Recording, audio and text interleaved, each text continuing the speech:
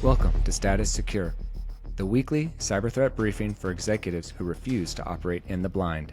Hosted by the Watcher 6 Collective, uniting former Army Special Forces and Naval Special Warfare Communications operators, alongside an industry-leading CISO nominated for Cybersecurity Woman of the World.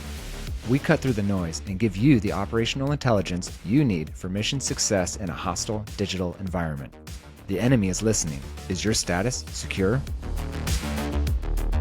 Welcome to Status Secure. In episode 3, we talked about fixing your own house so you could close enterprise deals. But in 2026, the threat isn't coming through your front door. It's coming through the back window.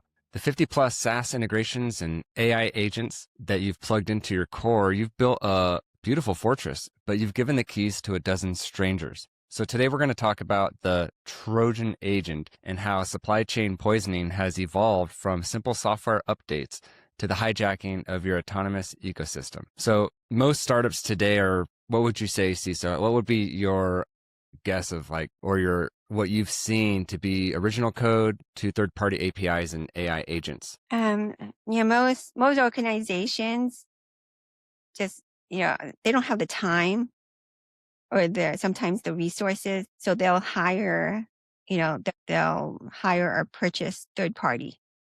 So I would say, and especially in the startup, they definitely don't have the resources. So usually it's about 20% original code and 80% third-party APIs and AI agents that they're using. And, they're shifting too. I don't know if you've heard about vibe coding, but in the startup world, that is very, they're using that just exponentially now. So attackers aren't spending their time trying to attack you. They're getting that mid-tier SaaS vendor you use or your customer support, billing, or AI processing to gain access to your data because you're using all these third-party tools now, or you're building using a third-party SaaS. So the definition of agentic risk is really about all the AI agents that you are building or you're using as a startup.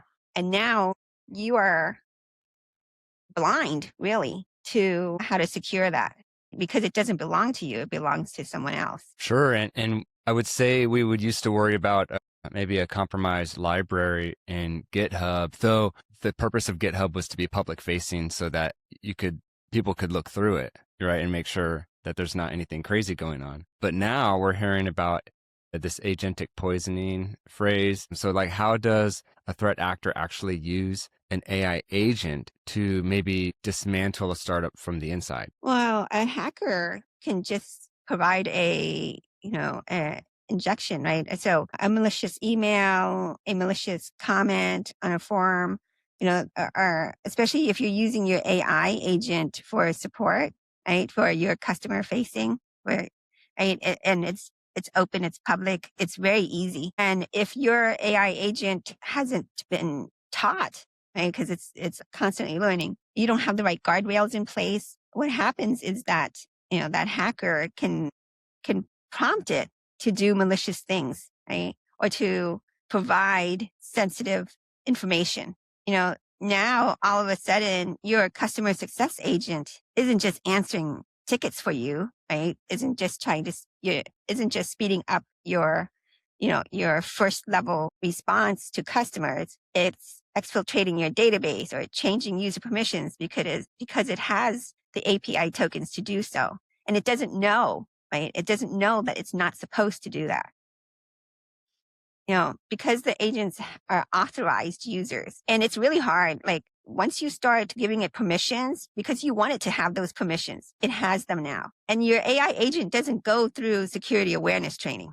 Maybe it should, right? But it doesn't. And so it has the permissions. It doesn't know that it's not supposed to do it. And so it will just do it. And attackers, the bad actors are looking at all of those weaknesses in your agent. And from your perspective, because you're not monitoring for those things, right, it looks like your AI is just doing its job because it has permissions to do it. It's authorized. Yeah. You made me think, I heard a podcast recently where they were talking about an AI tool called OpenClaw and how it was sort of the conversation around that was Is OpenClaw essentially what Siri for Apple users should be, right? Because if you have an iPhone or and a Mac and all this stuff, and you've tried to use Siri to do things, I think we can all come to an agreement that Siri's probably the worst, especially in terms of any form of AI tool. It's just obnoxious. I try to use Siri in the car with my kids. They'll ask me questions and, hey, Siri, can you do this, that? And it's like, oh, it's so aggravating. So there's this tool that they were discussing called OpenClaw, and they're like, oh, it's amazing. It runs basically on your operating system. And then, but what you have to do is give it admin privileges, right? You give it access to like everything. And so it's like, wow, this is a major security concern because I want this functionality. And if I do it, my life's amazing. However, it comes with a major security risk, which is why in the podcast I was listening to, they were discussing how, like, why doesn't Apple build this within for Apple users? Why can't Siri be this, right? That would be great because now it's secure. It's in the closed circuit system that Apple likes to have, right? And so anyways, that's something you made me think of when you were talking. And I would imagine as a founder right today, founder starting right now, working on your startup, you might feel like I can't build without modern SaaS tools. It's like we're almost in this generation of modern AI tools for SaaS, right? And we're almost in this generation where it's like the calculator came out. And once we started using the calculator, we're like, I don't want to do these things by hand anymore. I really like using the calculator. Actually, I need to use the calculator because that's how helpful it is. And it's kind of where we're at right now in terms of what we're talking about. You have, startup founders building, and using AI tools to support their building. And I would imagine many of them are saying, I need them. I really want them. It makes my life a lot easier. But in reality, we're getting to the point where I need them. And so, should I be worried? And on top of should I be worried, maybe does it feel like, are the big players working on this? Like Google and Gemini and Anthropic with Claude and ChatGPT, like, are they working on this, or is this sort of just going by the wayside, the security aspect of it all? I mean, you used the example of a calculator, but that was different because your calculator is not connected back then, right? The first calculators weren't connected to anything, right? And a better example is probably the beginnings of the internet. So, the internet first showed up, and all of a sudden, every company wanted a .com. Every company wanted to be, on the internet, right? And then from there, web applications started. First, it was like really simple forms, right? And then, of course, bad actors figured out, well, if they entered things, so injection, right? So if they entered things into the form that, that companies weren't expecting, they might be able to, I remember they would crash sites with it.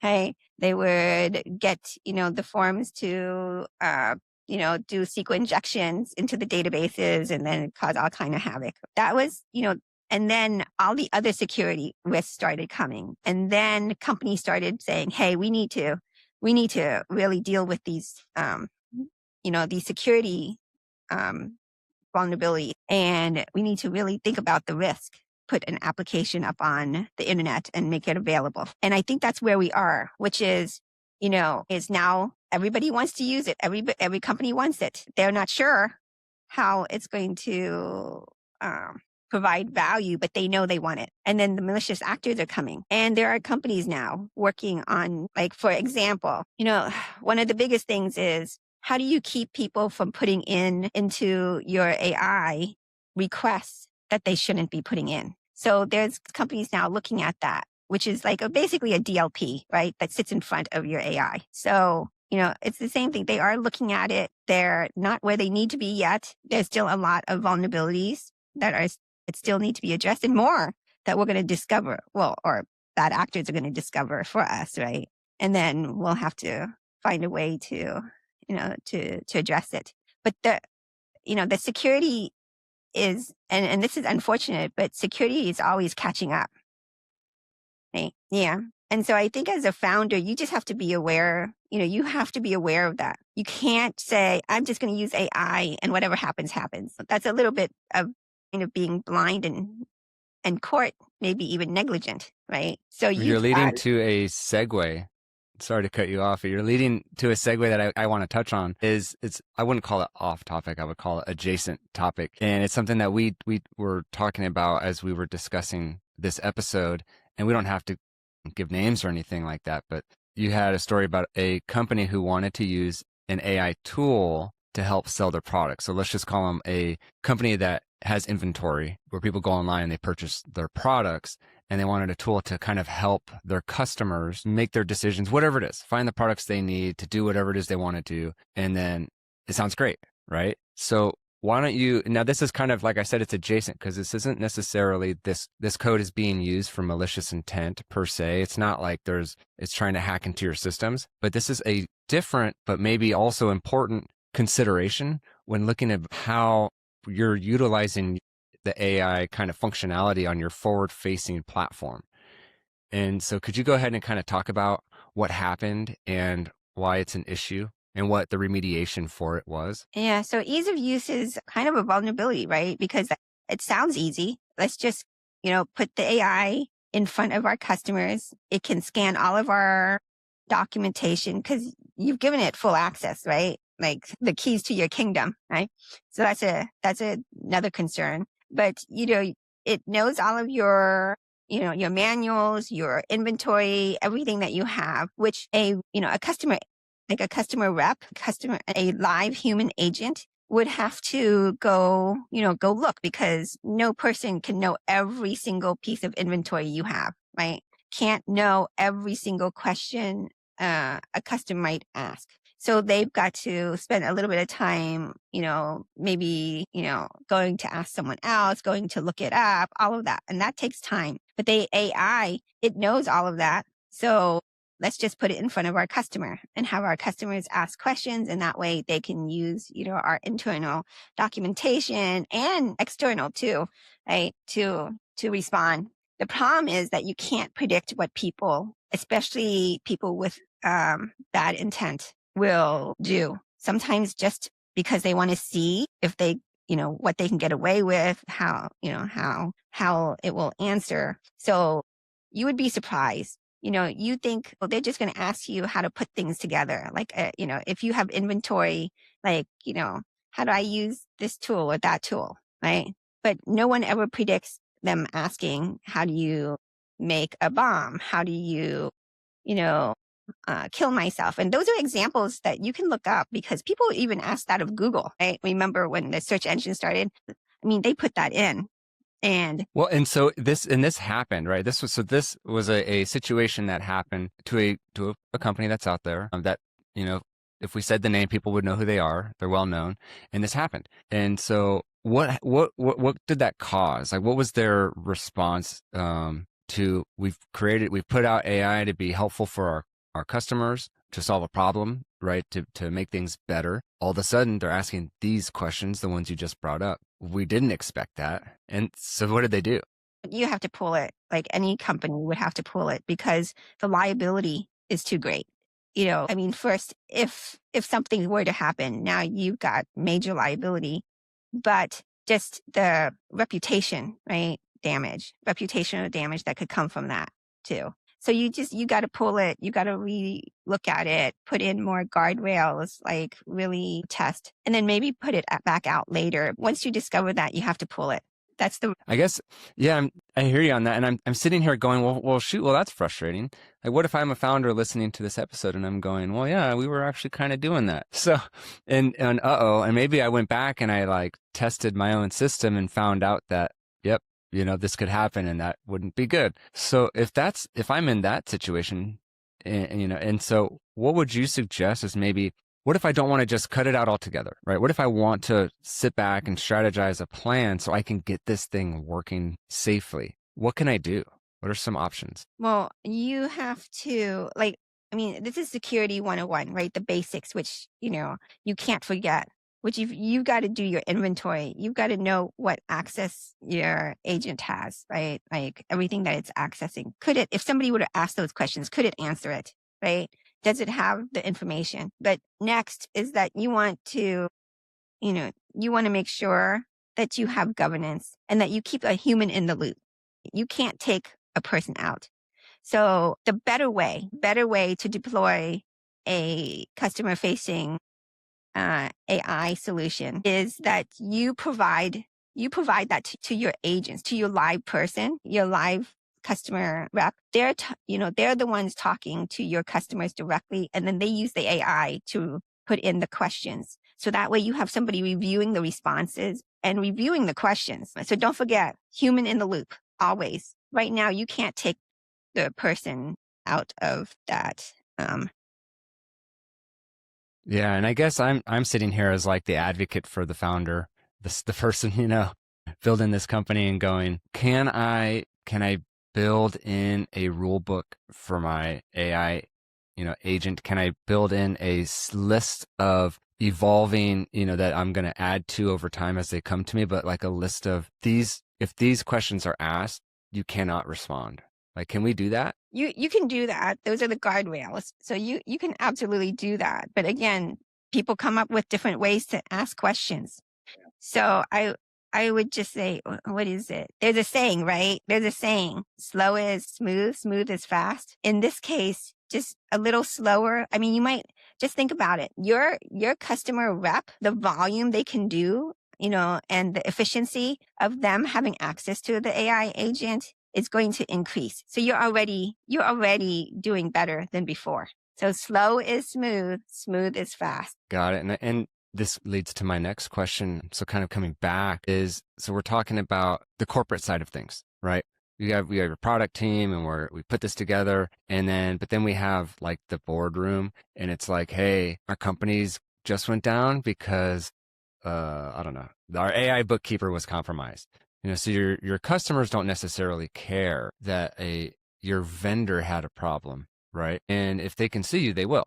So what are we talking about here? Is this vendor negligence? Is it founder negligence? Is this our responsibility? We're kind of venturing into this new world, right? That's kind of, the rules are being created as we go right now. And so what's kind of your outlook on that? Never seen a situation where a company went down or their service was unavailable and they could point to another company as being at fault. That rarely ever works. So even though it was your vendor, you are always accountable. So it's your customers aren't going to be saying, oh, it wasn't company, A's fault. They said it was company B's fault. So we'll just believe them and we'll be okay with company A. That's not gonna work. I mean, they're gonna say company A didn't provide the service I paid. They suck.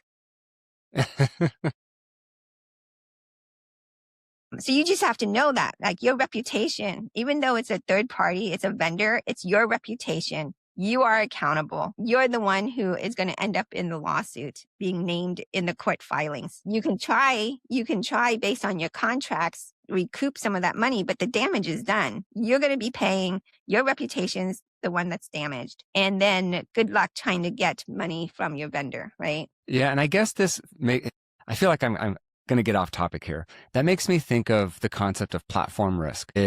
I hear what you're saying. I haven't really heard that. There's another part of me that goes, maybe this is a good topic of saying, just be careful that you're not, having your entire company built by somebody else, right? Or relying too much on a third party. And they'll use terms like platform risk, for example, for, my whole business relies on Shopify. So if Shopify goes down or if Shopify screws me over, I'm done, kind of thing, right? That's extreme, but that's kind of the concept of it. And so I guess what I'm thinking of when I hear this is going, I have so many core components of my company being managed outside of my entity that if something happens because those companies are all running on AI and maybe the AI just totally screws everything up. I don't know. I'm just kind of being hypothetical with this conversation, but let's say all those third parties go down. Is that going to ruin my company? And I guess, I know it's a bit of a tangent. I guess I'm going through, this is a bit of a thought process of going, how much of your own code do you own? How much of your own business do you own? What was the book? There was like a Mike Michalowicz book that talked about the queen bee. So for example, let's say let's say you are a software development company. That's the service you provide. I build software for my clients. So your queen bee would be essentially the software that you're building for your, like the activity of building software. And so kind of what he goes in his book is he goes, don't outsource your core, your queen bee. Don't outsource that. Like if you're delivering software for your customers, don't rely on another software development company to build all the software that you are delivering then to your customers. Because then if something happens to them, what are you going to do? And then now that's not really your company, is it? Because your core functionality is someone else's responsibility. It's your I mean, yeah, between you and your customer, it's your responsibility. And so anyways, that's just what kind of this got me thinking is on this topic of utilizing AI to support the company. Maybe it's, let's not utilize AI so much that we're relying on it, right? Because right now there are vulnerabilities. There's that risk like you had with someone that you've met where this happened. So now we had to pull it. We had an incident that we couldn't foresee, that we didn't even think about, that had a negative impact, a really big negative impact, and we had to cut it off completely. And it's a good thing that our business wasn't relying on that per se. Right? It's like we could still run, like we're still good. And I think that's what I'm getting at here with this topic is let's be smart about it. Let's pay attention to the risk, to the liability factor of it. Let's make sure that these tools we're using aren't completely taking over, aren't out of our control and taking over in case we do have to shut them down, right? And so that we maintain that control of our company. So what would you say would be like the marching orders this week? If there were some people listening to this going, okay, maybe I fit into this conversation. Maybe I'm wanting to implement AI in my company. Maybe I'm relying on AI to do this, that, and the other. Maybe I have forward-facing, right, on the front of my platform, AI that's doing things for my customers. What would be some things they can do this week based on this topic that would be helpful? This has been an area which we call third-party risk, right? You have to expand that. You have to expand it to include AI. So now you need to look at how they govern their AI. You need to look at like any third-party risk, like how risky is this AI vendor to you? Are they, like you say, really the core of your business? Because then you don't own it, you're just leasing it, right? So they can take it from you at any time. Your contracts need to be really reviewed and updated to include AI, the right to audit their AI to see what are they depending on. If their AI is not structured correctly, doesn't have the right configuration, guardrails, all of that. You need the right to audit that, and until you feel comfortable, because again, you're paying them to provide you a service, and part of that service should be security. AI is secure, so that's all. With third parties, that's really all you can do is your due diligence, right? When you're managing that risk, so take a look, make sure you understand. Make sure I think third-party risks have for a long time now rely on third-party attestations, right? So take a look at their SOC 2 report. Make sure that AI is included in their SOC 2 report.